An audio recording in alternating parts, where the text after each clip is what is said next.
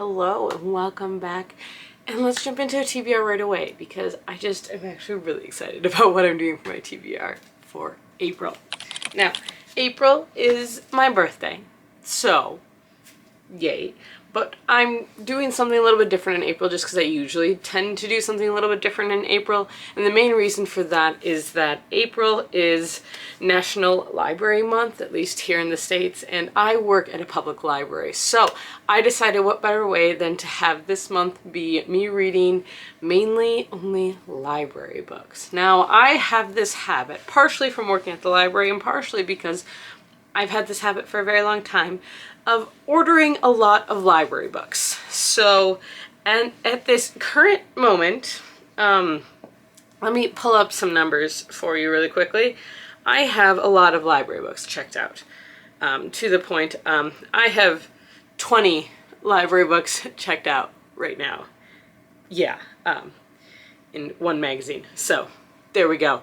And I have 2 more that will be arriving very soon. And I have 4 more on order. Although I believe the other 4 are all audiobooks through Libby, which is another thing that's wonderful that the libraries do provide, is access to things like Libby and Hoopla and those that get you free audiobooks, whether in free ebooks and all that kind of stuff. So it's very exciting. Go visit your local library, keep us funded, keep us going. That would be excellent. Thank you very much. But today I have, well, I don't quite have 20 books next to me because some of them are audiobooks and then some of them actually haven't come in yet, obviously. But I picked the ones that aren't due in the next like 3 or 4 days. I have this really bad habit of not getting them, so they're not reading them by the end.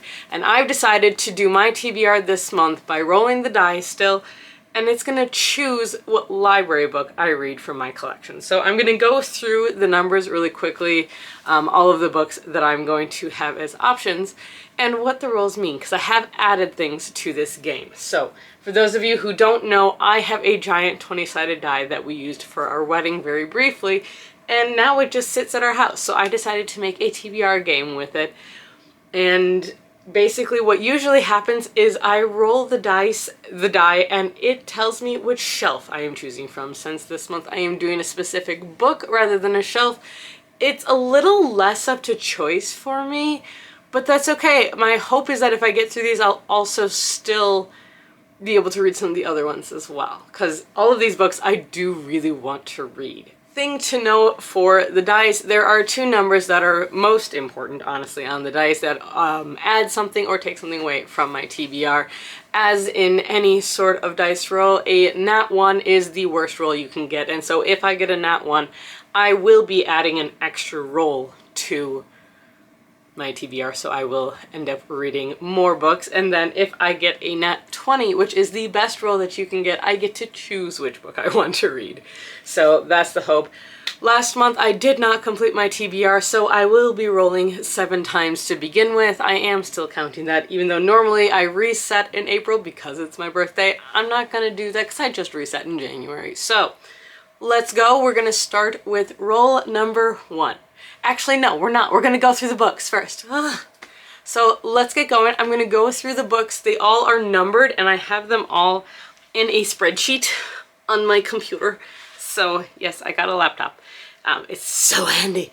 These do include the ebooks, the audiobooks that I have checked out from the library. So there's, I think, 2 in here I don't have physical copies of. Well, 1 I know I don't have a physical copy of. I think the other one I have a hard copy of, but I would be listening to the audiobook from the library. So let's just jump into that and let me go through these books really quickly. All of these, I'm going to give them a number and then we're going to go through what the book is. I'm not going to give you a description of the book, mostly because I'll do that when I roll. So if you want to see that, I guess ask and I can. But otherwise, we're just going to be here forever. So yes. All right, so roll. If I get a 1, do Beth is Dead by Katie Burnett. And I will have to add a roll to my TBR. For number 2, the book is Station Eternity, the first book in the Mid-Solar Murders by Moore Lafferty.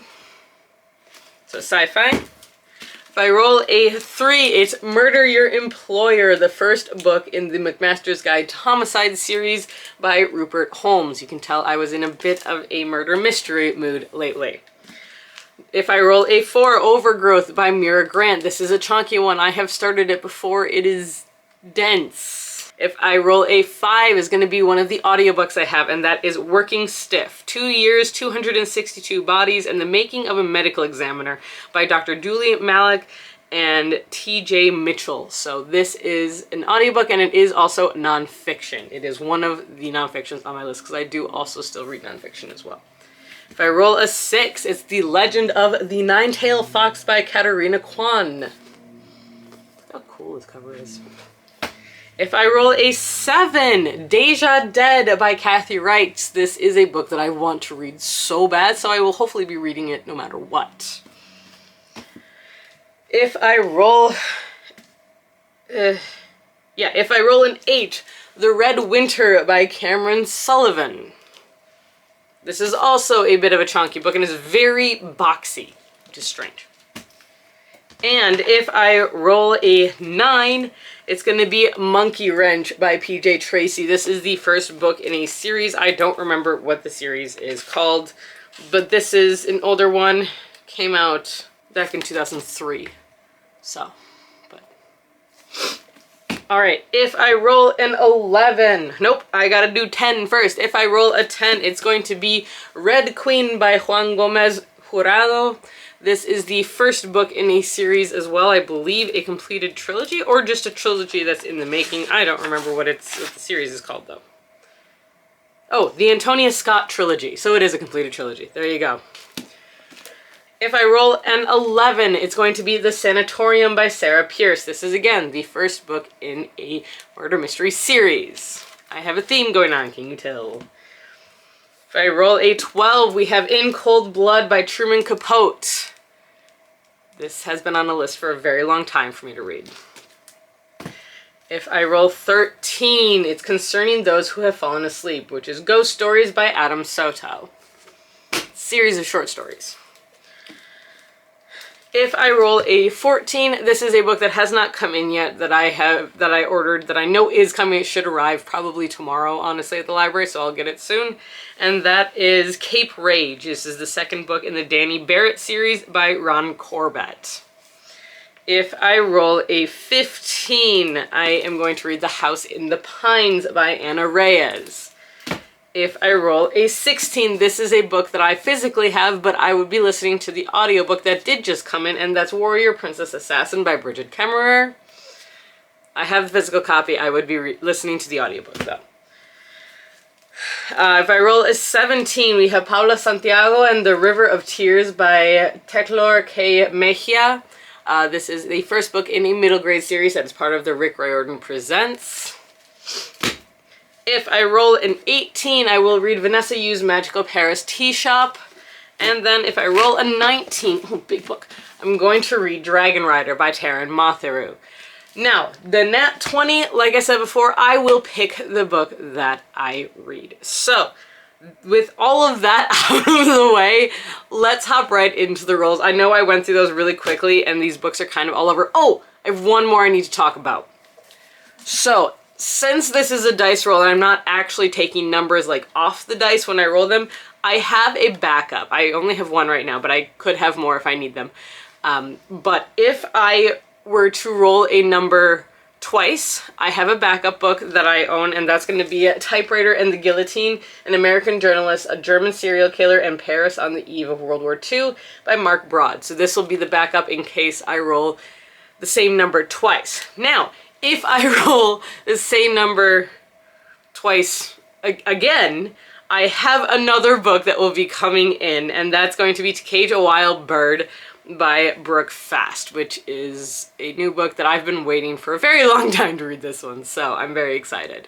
But let's jump into the rolls, because this seems like a good time to do that. Almost 10 minutes into the video already.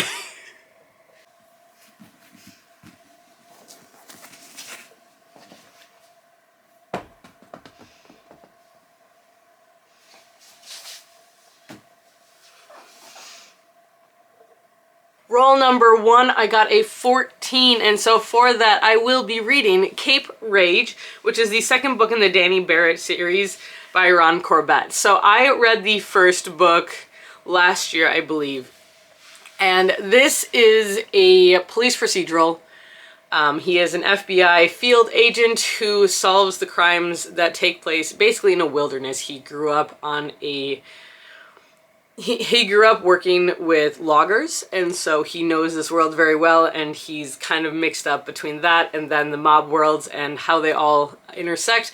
I don't remember what happens in this second one, but I've had it on my list to continue this series for a while, and since my library has it, I might as well jump in and actually read it. So this is going to be the first book on my list. I don't know a lot about it, unfortunately, and I don't have it here, so I can't show you, and I'm kind of upset that that was the first one that was rolled.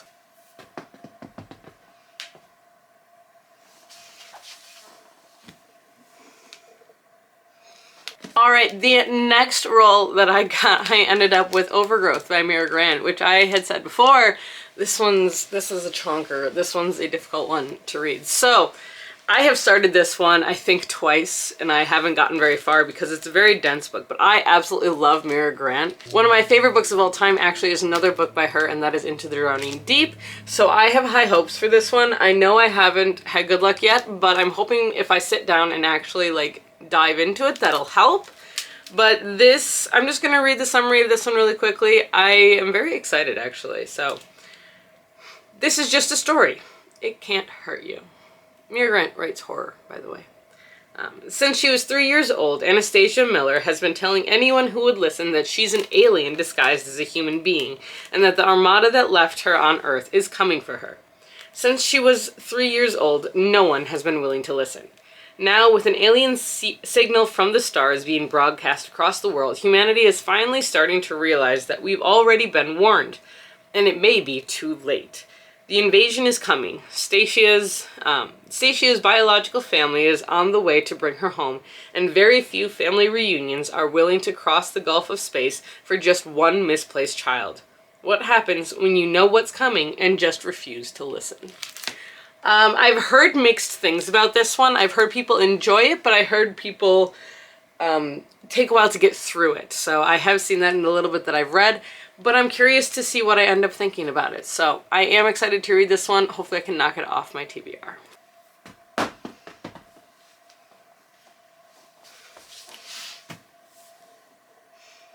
Roll number 3 was an 11, and for an 11, I get the Sanatorium by Sarah Pierce. This one I'm really excited about. So I have been on a murder mystery kick lately, like police procedural, which is weird because normally I don't like those, but the ones that are like borderline procedural, but they also kind of just like don't follow the rules exactly, I really am enjoying those right now.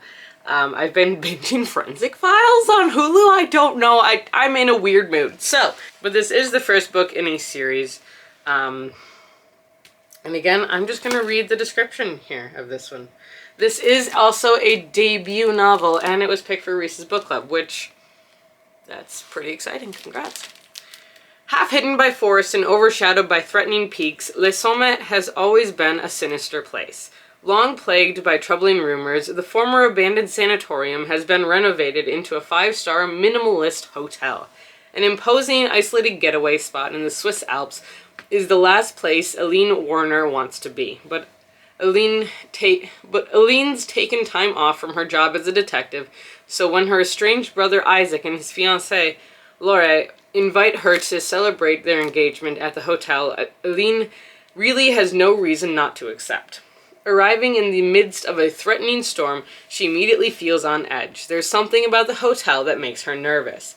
And when they wake the following morning to discover Laure is missing, Eileen must trust her instincts if they hope to find her. With the storm closing off all access to the hotel, the longer Laure stays missing, the more the remaining guests start to panic. Eileen is under pressure to find Laure, but no one has yet realized that another woman has gone missing, and she's the only one who could have warned them just how much danger they're all in. I actually found this one because I think I saw the third book, and it was recommended to me by, I believe it was BookBub, and I was like, all right, sounds interesting. And I looked up and went, oh, it's the third book in a series. So I figured I should start with the first one. And now I'm honestly very intrigued by this kind of thing. Locked door, mystery, missing people. I'm intrigued.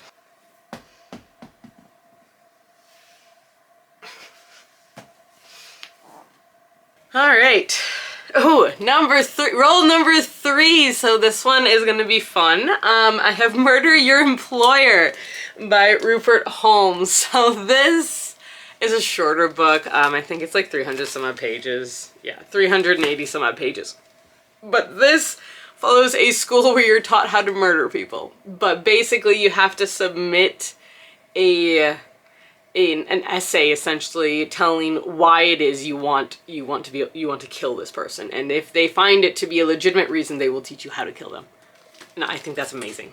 Who hasn't wondered what the world would be like if a person who is the object of your affliction ceased to exist? At the McMaster's Conservatory, future deletists, never murderers, learn to consummate execution of the homicidal arts.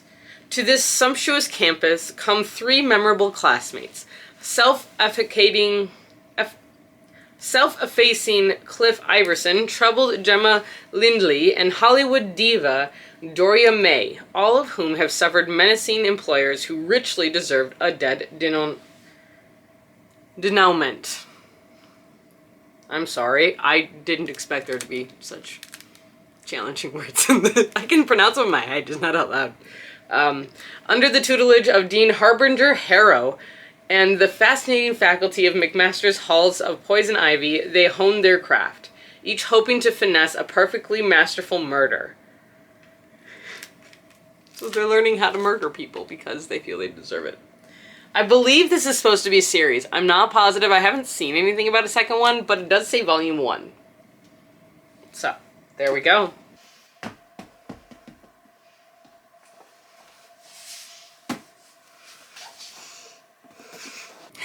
Alright, so I rolled a 1. It was gonna happen. You knew it was gonna happen. So I will be adding a roll, so we will be doing 8 rolls! Yay. Awesome. But I'll be reading Beth is Dead by Katie Burnett. This is a Little Women retelling, I believe. So, when Beth March is found dead, her sisters vow to uncover her murderer until they begin to suspect one another. Jo, an aspiring author with a huge social media following, would do anything to hook readers. Did she kill her sister for the story? Amy is desperate to study art in Europe, but she needs money from her aunt. Money that's always been earmarked for Beth. Meg wouldn't dream of hurting her sister, but her boyfriend might have done it, and she'll protect him at all costs. And the March sisters aren't the only ones with a story to tell. There's Theodore Lawrence, the neighbor who has feelings for not one, but 2 sisters. Meg's manipulative best friend, Amy's flirtatious mentor, and Beth's lion-hearted first love. But the suspect pool stretches far outside family and friends. Months ago, the March sisters were dragged into the spotlight when their father published a controversial bestseller about his own daughters. So anyone could have wanted Beth dead. I think this is going to be very intriguing, very interesting. It is the only YA that I had on my list, but I am very intrigued by it. So, here we go.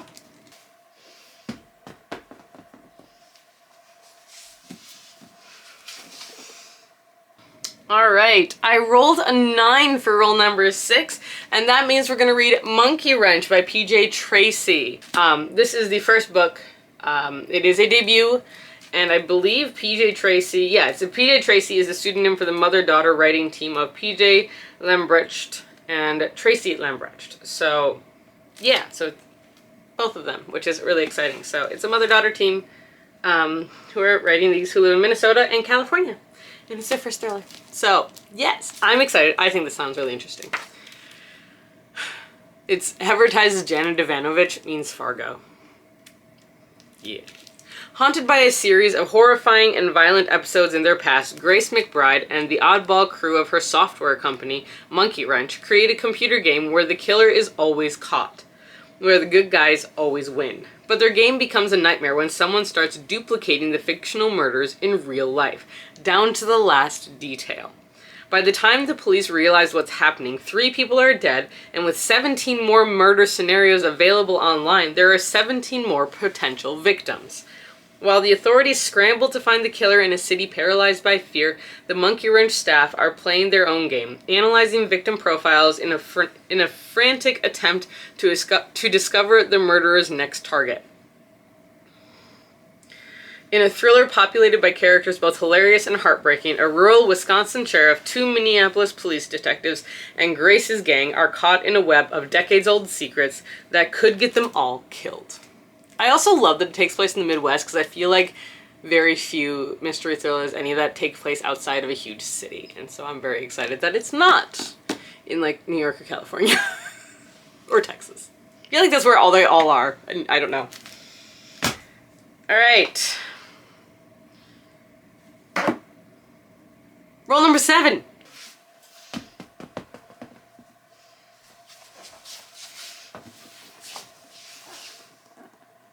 All right, so I did roll a 3, and this is the second time I've rolled a 3.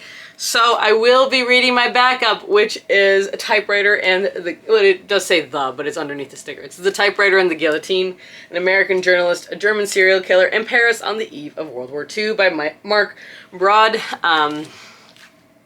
This is a nonfiction book, obviously World War II, so let's go.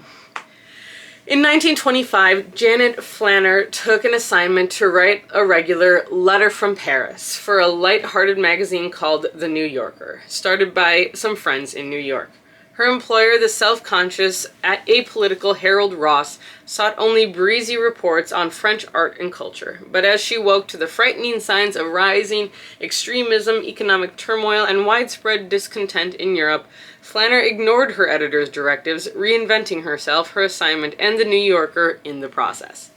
While working tirelessly to alert American readers to the dangers of the Third Reich, Flanner becomes gripped by the disturbing crimes, capture, and highly politicized trial of a man who embodied all the darkness she was being forced to confront.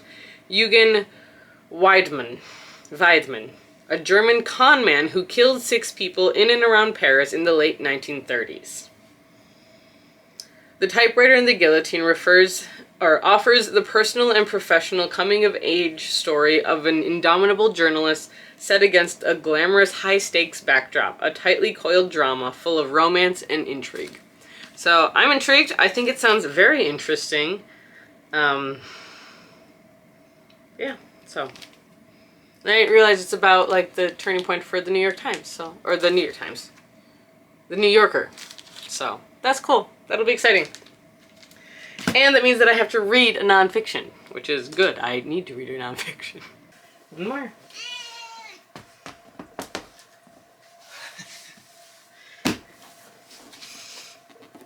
Alright, so I rolled a 20 for my final roll, which is very exciting and very helpful. And I would love to pick all of these books, but I think you guys know exactly what book I'm going to pick because I mentioned earlier that I really wanted to read it. So we're going to read Deja Dead by Kathy Reich. So the reason that I really want to read this series is the inspiration for the TV show Bones, which was one of my obsessions when I was in school and after and just in general. But this is all about Temperance Brennan and her team and such. So her life is devoted to justice for those she sees in death. In the years since Temperance Brennan left behind a shaky marriage in North Carolina, work has often preempted her weekend plans to explore Quebec. When a female corpse is discovered meticulously dismembered and stashed in trash bags, Tempe detects an alarming pattern, and she plunges into a harrowing search for a killer. But her investigation is about to place those closest to her, her best friend and her own daughter, in mortal danger.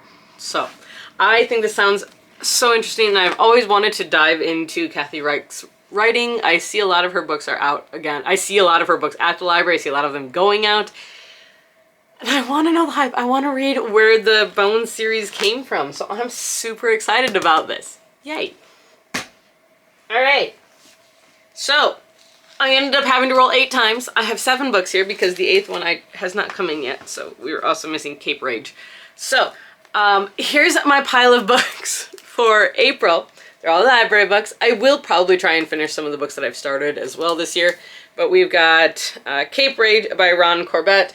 We've got Overgrowth by Mira Grant, The Sanatorium by Sarah Pierce, Murder Your Employer by Rupert Holmes, Beth is Dead by Katie Burnett, Monkey Wrench by PJ Tracy, The Typewriter and the Guillotine by Mark Broad, and then Deja Dead by Kathy Reichs. I can't say that for the life of me. But I'm really excited. This is a pretty good spread of books. I suppose this one's technically horror. There really isn't any fantasy on this list, I just realized. I had plenty to read. But that's okay. So I guess we're having a mystery and thriller-filled month in April. That's okay. That's kind of the mood I've been in anyways. And that's what I got for you guys here. So I hope you enjoyed this video. If you did, like, comment, subscribe, all that good stuff. And until next time, stay safe, stay healthy, keep reading, and keep moving forward. And if you stayed through this entire video, put a pile of books on the bottom, because it's a pile of books from the library, and support your local libraries. Bye!